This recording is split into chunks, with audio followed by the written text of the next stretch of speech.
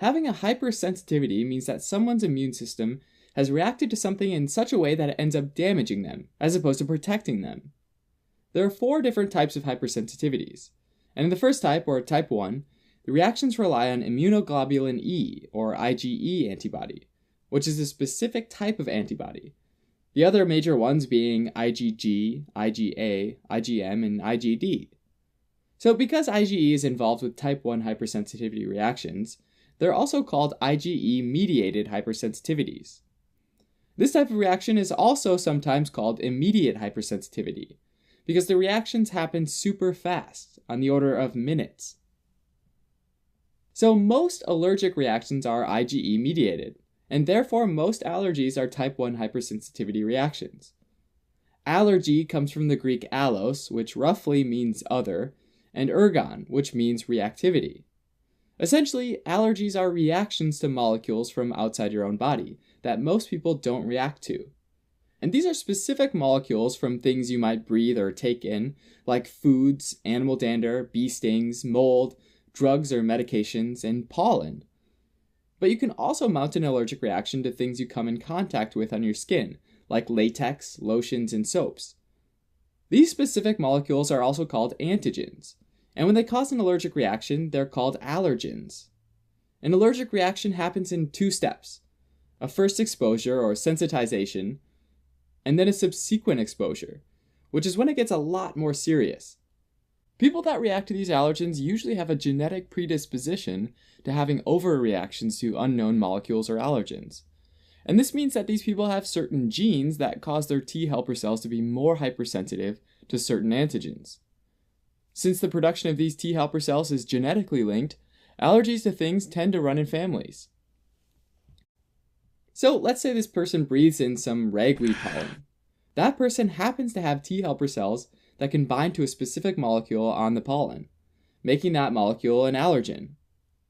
First off, that allergen gets picked up by immune cells hanging out in the membranes along the airways, which then grab the molecule and migrate to the lymph nodes, which happens regardless of if the person's allergic or not.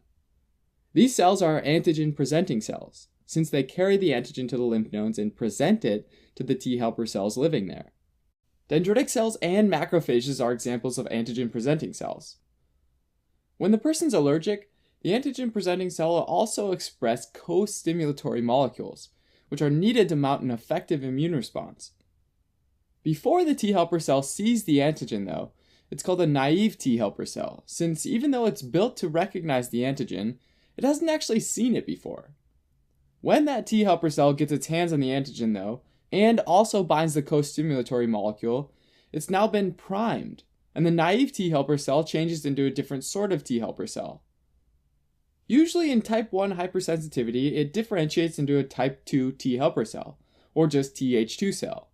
And this step happens in response to various small proteins or interleukins that might be floating around at the time. Some interleukins that sway the T helper cell into turning into a Th2 cell are interleukin 4, interleukin 5, and interleukin 10. And these are all cytokines, and they're given numbers because it's easier to keep track of them that way. At any rate, the excited Th2 cells release a bit of their own interleukin 4 and get the B cells to undergo antibody class switching. And so the B cell switches from making IgM antibodies to making IgE antibodies, which are specific to that ragweed pollen in our example. Th2 cells also release some interleukin 5, which stimulates production and activation of eosinophils, a granulocyte, which is a type of white blood cell that degranulates, or essentially releases a whole bunch of toxic substances that can damage both invading cells and nearby host cells.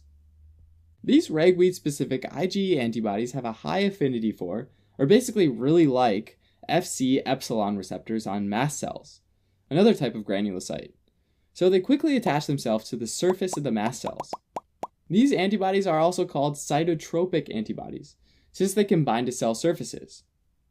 At this point, it's like the mast cell's been geared up for combat, and is ready for action, and therefore we're finished with the sensitization phase. Now let's say that same person breathes in some ragweed pollen again. Maybe a few months later, a second exposure. Well, the souped up mast cells, using their coat of antibodies, binds to the antigen. Actually, it takes 2 or more bound antigens to cross-link the IgE antibodies, which signals the mast cell to degranulate and release a bunch of pro-inflammatory molecules called mediators that ultimately causes the effects seen in an allergic reaction.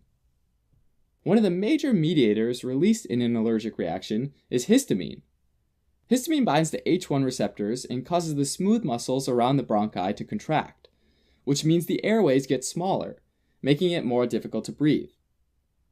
It also causes blood vessel dilation and increased permeability of the blood vessel walls, meaning that while blood vessel diameter increases and blood flow to the affected area increases, fluid is allowed to more easily leak out the blood vessel walls and get into the interstitium, the spaces between the cells, which causes edema and swelling and urticaria, or hives. In addition to histamine, mast cells release other pro-inflammatory mediators, including some that activate eosinophils and proteases, which chop up large proteins into small peptides. The effects of these molecules are called early phase reactions, and they happen within minutes of the second exposure. There are also late phase reactions, though, which happen 8 to 12 hours after the second exposure, where even more immune cells like Th2 cells, eosinophils, and basophils, yet another type of granulocyte, are recruited to the site where the allergen is located because of the cytokines and pro-inflammatory molecules produced during that early phase.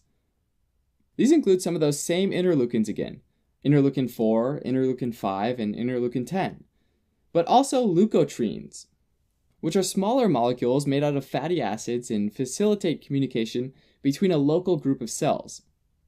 Two leukotrienes in particular, LTB4 and LTC4, can not only cause smooth muscle contraction and damage to the epithelium, like histamine, but they can attract immune cells, like neutrophils, mast cells, and eosinophils, to their location even after the allergen is long gone. A lot of people with allergic reactions experience mild symptoms, like hives, eczema, allergic rhinitis, which is inflammation of the nose, as well as asthma.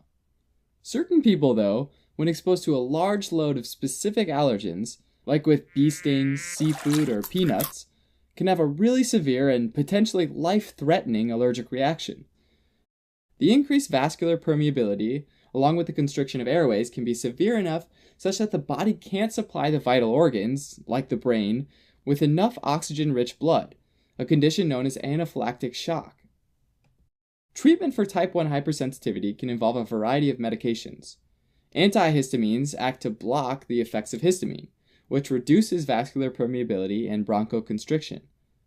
Also, there are corticosteroids, which can be used to reduce the inflammatory response, as well as epinephrine, which is sometimes given during severe reactions via intramuscular injections through an EpiPen or intravenous injection. Epinephrine can help constrict blood vessels and prevent anaphylactic shock.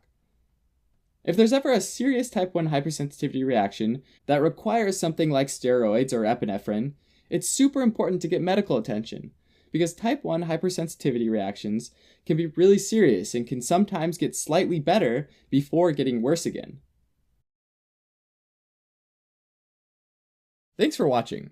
You can help support us by donating on Patreon, or subscribing to our channel, or telling your friends about us on social media.